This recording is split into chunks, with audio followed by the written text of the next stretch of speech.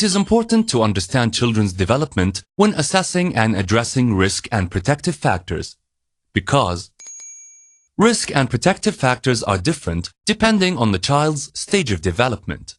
What constitutes a risk or protective factor for an infant may not be a risk or protective factor to an adolescent, and vice versa. Children at different stages of development learn new skills that influence how they deal with risks in their lives. For example, children learn to assess situations and solve problems in a more complex manner the older they get. They also learn to assess the consequences of different actions and make conscious choices accordingly to avoid risk or to access protective factors. The developmental stage of the child impacts on how he or she copes with challenges and the role played by the immediate social environment.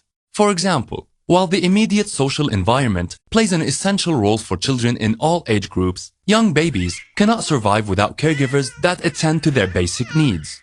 Another example is how school-aged children are more capable to think logically and understand how actions and consequences are linked together.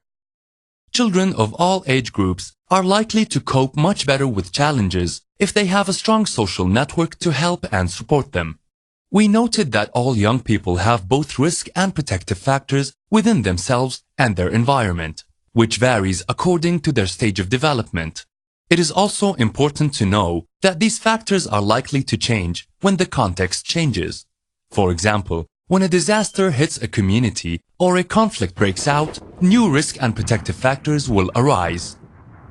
This impacts children's and families' well-being. Many risk factors can lead to psychosocial distress among children and families if they remain unaddressed. In our efforts to gain a deeper understanding of risk and protective factors in a community, it is important that we are sensitive to what supports already exist in that community.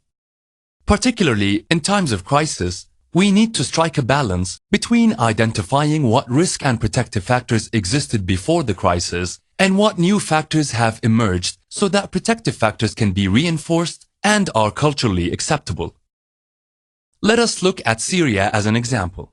There are a number of activities that many families did before the conflict in Syria broke out that had a positive impact on the psychosocial well-being of children and families.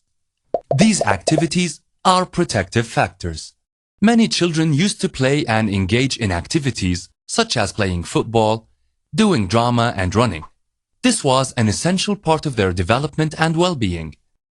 Families used to go out of town on Fridays for picnics or barbecues. These outings enhanced the social connectedness of communities and families. The more we as humanitarian aid workers can support families to reconnect and regain access to their own protective factors and positive coping mechanisms, the more likely it is that we will also stimulate the healthy development and well-being of children and their families.